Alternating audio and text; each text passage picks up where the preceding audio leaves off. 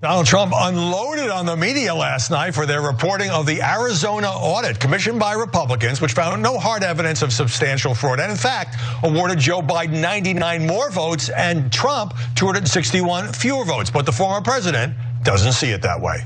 The Republican president of the Arizona Senate, which commissioned the audit by the cyber ninjas, always makes me think of the Teenage Mutant Turtles, accepted the findings, saying numbers are numbers and truth is truth. And here's Trump trashing the fake news for its reporting. What is the press supposed to do? All right, so standard stuff. I mean, it is kind of rare to see, right-wing outlet actually report the facts without, adding some caveats that will help Trump feel good about himself. But nonetheless, that led to a lot of backlash toward Howard Kurtz, who tweeted, "A little sad that when the GOP commissioned and Trump ally funded Arizona audit found Biden got 99 more votes, people attack me in the media. Raising questions about possible errors and fraud is not the same as proving them and was reported. This is our tribal politics today." So the very people, Cenk, who enabled Donald Trump's lies, people who very clearly knew that the election was not in fact stolen from Donald Trump, but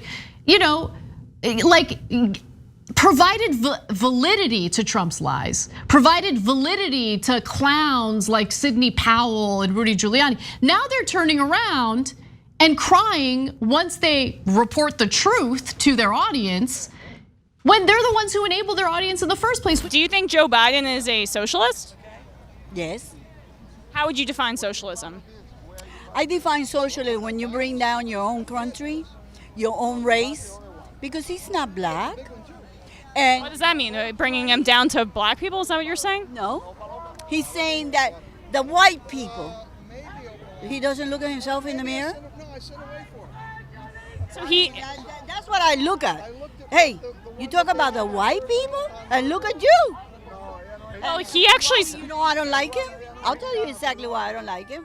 He's got a big ego. He thinks he's better than God. Trump said he could shoot someone in the middle of Fifth Avenue and get away with it. No, I don't think so. He did say that. No, he didn't. No. It's on tape. No, I don't believe it. No. Where I could stand in the middle of Fifth Avenue and shoot somebody and I wouldn't lose any voters, okay? It's like incredible. That's fake. I swear to God, you can watch it. Fake news, fake news, fake news. Any of the Democrats, do any of them appeal to you? Liars, all liars. The Pinocchio keeps growing. Okay. And then you yourself won't have a country. You yourself won't have a country. Keep believing all these liars and you yourself will be out of your country. Socialism doesn't work wherever it goes. But why is Joe Biden a socialist? Why is Joe Biden a socialist? Because it's all about the money. I mean, but socialism is about... the thing is that Joe Biden is all about the money. It's all about the power, the money. That's why. Trump's a billionaire. Yes, and so is Joe Biden. No. Yes. Trump went bankrupt 4 times. No, he didn't. No, he didn't. No, he didn't. So here's the situation. Howard Kurtz used to work at CNN. And when he did, he had a very CNN type of perspective. Milquetoast. Yeah, and so what does that mean, a CNN perspective? It was down the middle, left wing does it, right wing does it, everything is 50-50, and the powerful are always right. And I remember him basically yelling at me on reliable sources when that was a show on CNN in disbelief that MSNBC would not tell the truth. He's like, you're supposed to be the media critic, and you're yelling at a guy who's MSNBC reported something that MSNBC is doing wrong.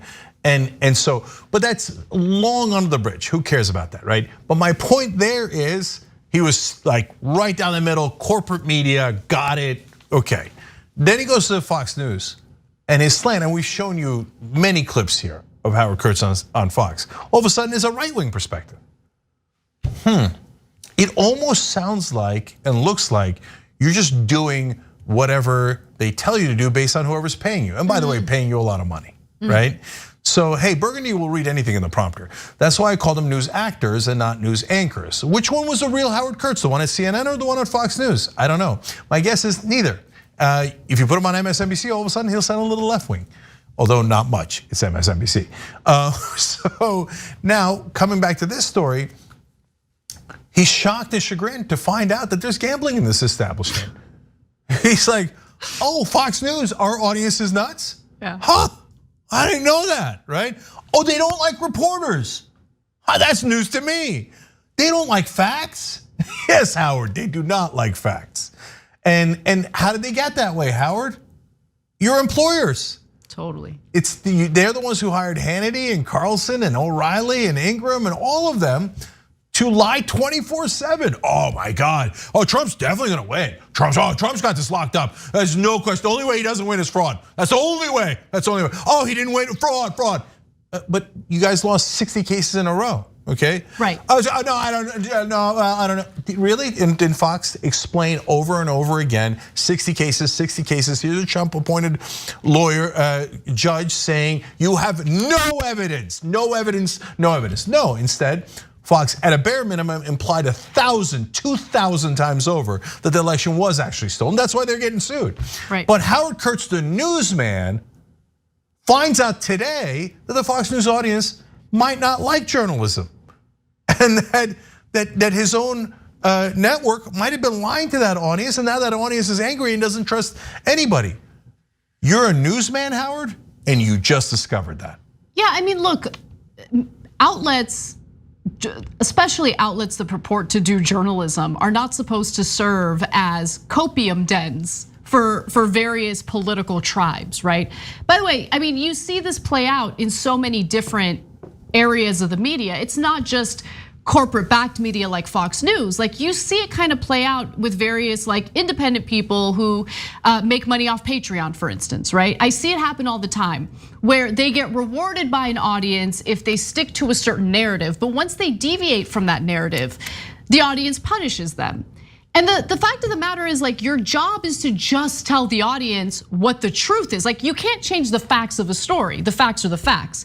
Your analysis might get people riled up or upset, but you have to have faith that your audience is smart and will maybe disagree with you, but will come to a conclusion that they're comfortable with, maybe disagree with you, and then later on you prove that you're right, like I did with Tulsi Gabbard and a bunch of other things, but nonetheless, you know what I'm saying? Like I get it. Like, sometimes the audience gets upset at you because your analysis might not agree with their own analysis, and that's fine, right? Yeah. But that's not what's happening here. What's happening here is the very person who engaged in enabling the lies is now shocked that once he tells the truth, the people who love the lies are upset with him. Yeah, come on. So look, guys, last thing here. Actually, I'm glad Anna brought up the Tulsi Gabbard example because it is a good one. So when she first reported the things that were wrong with Tulsi Gabbard, a lot of our audience didn't like it because they were used to liking Tulsi because she had a lot of progressive positions in the beginning. Now she's shedded most of those and is now openly in favor of war and drone strikes and all those things. And it turned out Anna was right. But we had the courage, and most especially obviously Anna, who did it in the first place, had the courage to say it even though we knew our audience might not love it. You know why though? Because our audience is smart. So like, I get it, like that was a painful experience, like the audience turning on you and being upset with you, but I trust my audience, and I trust that once I'm proven right, they're gonna like respect the fact that I told them the truth. Because to me, like, whether you like me or not, and regardless of what you think about me, like, I wanna make sure you guys have the information. My analysis is different. You can disagree with my analysis, that's fine. But the facts are the facts. I can't change Tulsi Gabbard's record. I can't change what she said on camera. You get what I'm saying? 100%. So now back to Howard and how it applies to him. Look, there are some folks who have courage on Fox News. Chris Wallace, we've now given him tons of credit because he's earned it by asking tough questions of both Democrats and Republicans, right? So Howard Kurtz is not in that group. And if you tell him this, he's gonna be outraged. Oh, you guys don't understand. Fox News is part of the beloved establishment. You guys seem like radicals who are saying that some of our hosts are lying. That's outrageous. And in Washington, among people that are powerful, they do find it outrageous. They're like, oh, and now it's a little less so, but my God, 5-10 years ago, if you said Fox News was filled with liars, you would be thrown out of DC or New York in any polite circles in any club. They would hate you forever for it, right?